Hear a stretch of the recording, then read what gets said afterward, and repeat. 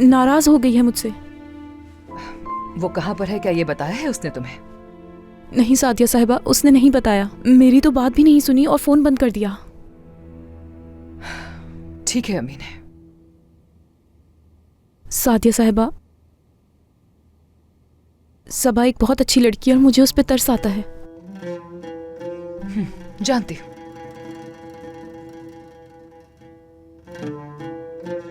ठीक है, good night. Good night.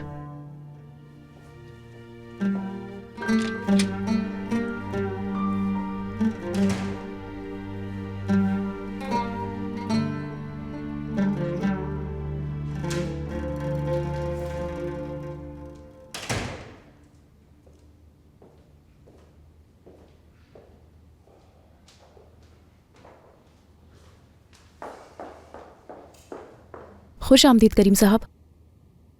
बहुत शुक्रिया अमीने। सब सोने चले गए? जी, सब अपने कमरों में जा चुके हैं। मैं अपने स्टडी रूम में जा रहा हूं, तुम मेरे लिए एक ब्लैक कॉफी ले आओ। जी ठीक है, अभी ले आती हूँ मैं।